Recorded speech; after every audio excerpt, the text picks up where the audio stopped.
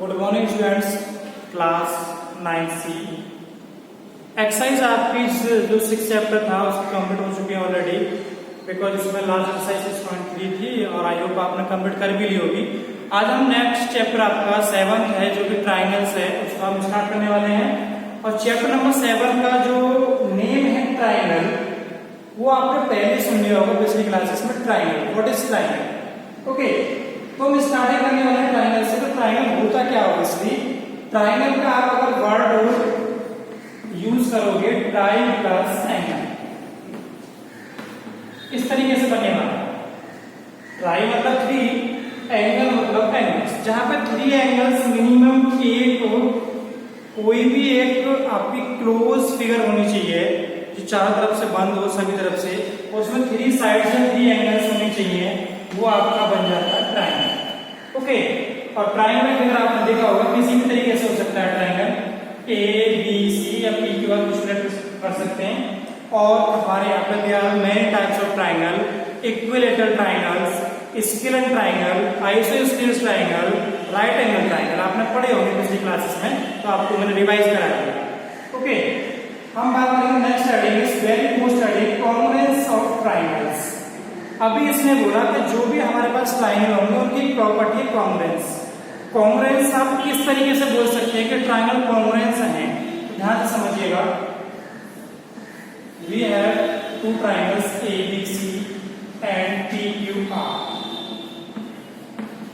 Okay, अभी हमें इन दोनों को कॉन्ग्रुएंस बोलना है। तो कॉन्ग्रुएंस की बड़ी सिंपल सी प्रॉपर्टी होती है, आपको याद रखनी है।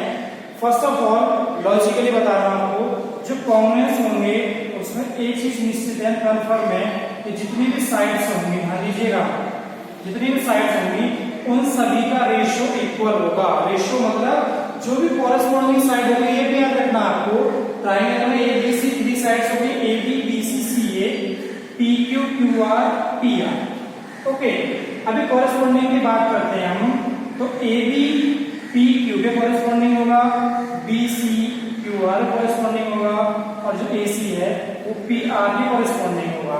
ऐसा नहीं बोल सकते कि ए सी क्यू आर के हो जाएगा, यदि साइड है तो ये भी इसी साइड होना चाहिए। और एक बात और सुन लीजिए, यही चैप्टर सेम आपका 10th क्लास में भी है। ओके, सेम बिल्कुल। ये तो हो गया आपका कॉरेस्पॉन्डिंग साइड्स। अब कॉरेस्पॉन्डिंग एंगल की बात कर लेते हैं। Angle A is to corresponding angle P, angle A हो जाएगा पी के, बी हो जाएगा क्यू के, और सी हो जाएगा आर के। ये हो गया आपका कॉरेस्पॉन्डिंग एंगल्स।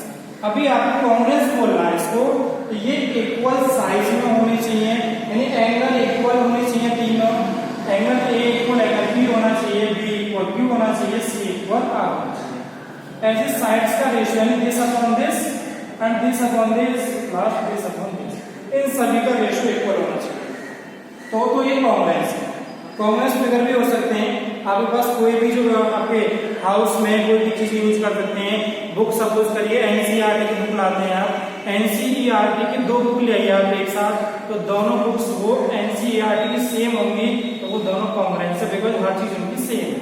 ओके, अब हम बात करते हैं क्राइटेरिया फॉर कॉन्ग्रुएंस ट्राइंगल। अभी कुछ क्राइटेरियाज भी होंगे दोनों के, और एक बात सुन लीजिए कि कॉन्ग्रुएंस का फिगर जो सिंबल है वो क्या होता है। सिंबल ये होता है, 2 इक्वल के साइन होंगे और एक इस तरीके से साइन होगा, इसको बोलते हैं कॉन्ग्रुएंस।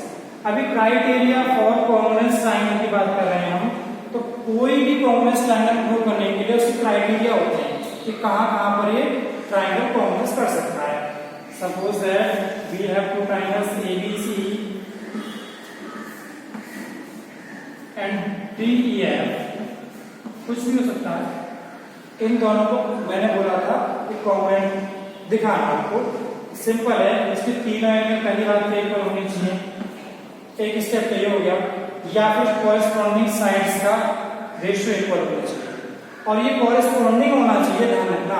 और कॉरेस्पॉन्डिंग को शॉर्ट फॉर्म में हम बोल देते हैं by CPCT, corresponding part of congruent triangle. ध्यान समझिए, corresponding part of congruent triangles, ये सब इक्वल होने चाहिए, तब हम उसको बोलेंगे कि दोनों के दोनों ही ट्राइंगल कैसे हो जाएंगे, आपके कॉन्ग्रुएंट हो जाएंगे, कॉन्ग्रुएंस प्रॉपर्टी के अकॉर्डिंग कॉन्ग्रुएंट हो जाएंगे। ओके, इस तरीके से आपको समझना पड़ेगा।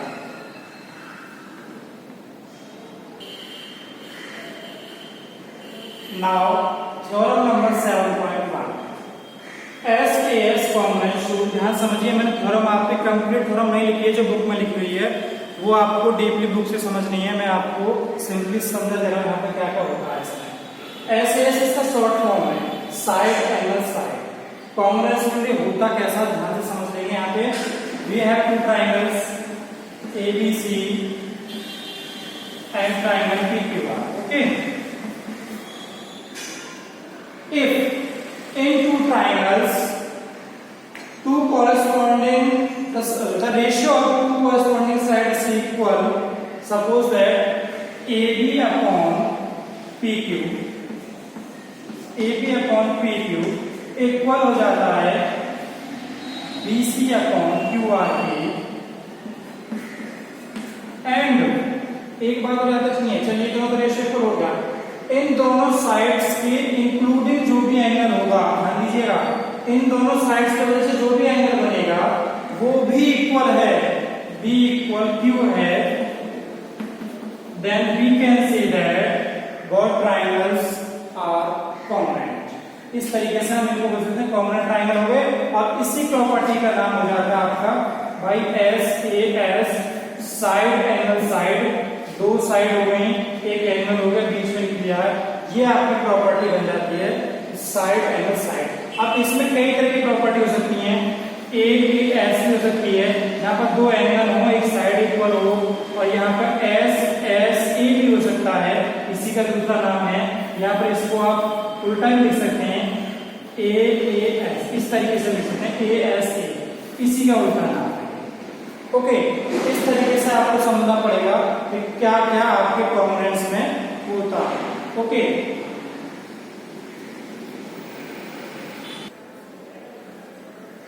now let's start exercise 7.1. Question number first is in quadrilateral ACBD, AC equal AD and AB bisects angle A, so that triangle ABC congruent triangle ABD. What can you say about BC and BD? Okay, आपके पास एक figure है जो given है, वो मैं आपको draw कर देता हूँ।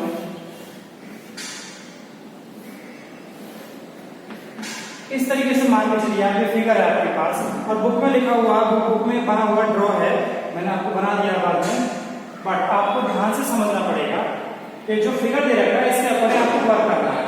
ABC ध्यान से देखिए कहां पर है, ABC, चलिए मिल गया हमको ABC, एंड ABD कहां पर है, ABD मिल गया, कोई प्रॉब्लम वाली बात नहीं है। अभी इन दोनों को हमें कॉन्ग्रुएंट दिखाना, तो एक बात सुन लीजिए, जो भी कॉन्ग्रुएंट दिखाने वाले क्वेश्चंस होते हैं बड़े वेरी सिंपल होते हैं, बस आपको थोड़ा सा एक्स्ट्रा माइंड लगाना है, फिगर के अकॉर्डिंग समझना है बस, कोई ज्यादा स्टेप याद नहीं रखने, बस फिगर का आपको याद रखना है बस। और इससे एक बात और बोली है कि जो AC और AD वो इक्वल है, AC और AD दोनों इक्वल है, मैंने साइन लगा दिया इक्वल का। अब इससे एक बात और बोली, AB बाइसेक्ट कर रहा है एंगल A को, तो AB एंगल A को बाइसेक्ट कर रहा है, एक बात कंफर्म है दोनों एंगल भी इक्वल होंगे, बिकॉज जब बाइसेक्ट करेगा तो जितना एंगल ये सपोज करिए 50 का है, तो हाफ कर देगा 25 तो हो जाएगा ना, इस तरीके से।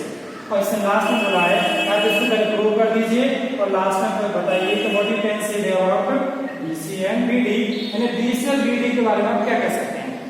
एक बात ध्यान से सुने आप, जो भी इस तरीके से क्वेश्चन प्रूव करने वाले हैं, उनमें फर्स्ट हेडिंग आपको गिवन ही लिखनी है, गिवन में आपको जो वैल्यू दे रखी है उनको लिखेंगे आप।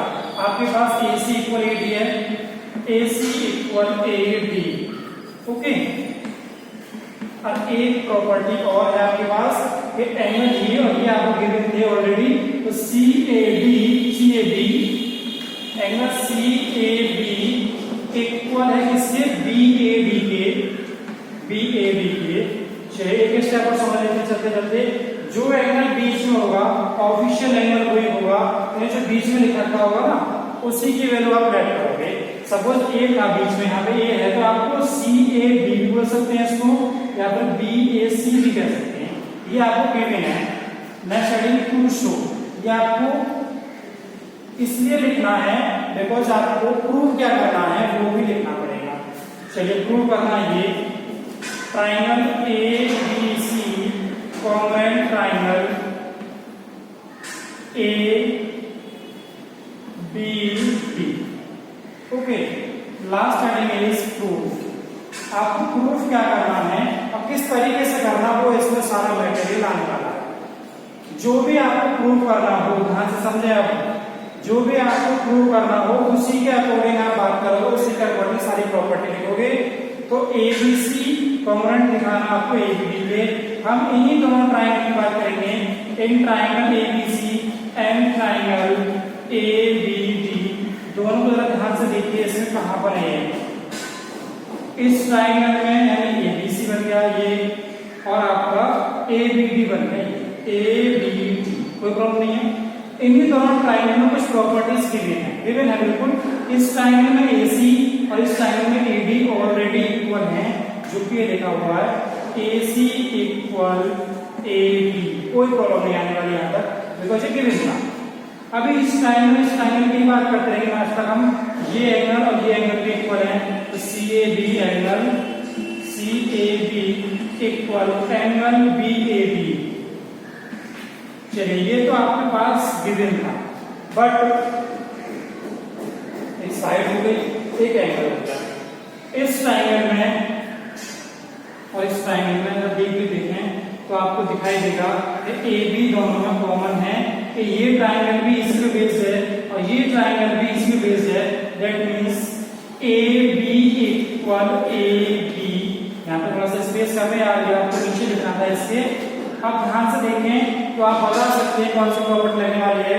दो साइड इक्वल हो और एक एंगल इक्वल हो तो आप कह सकते हैं SAS, side angle side, side angle side rule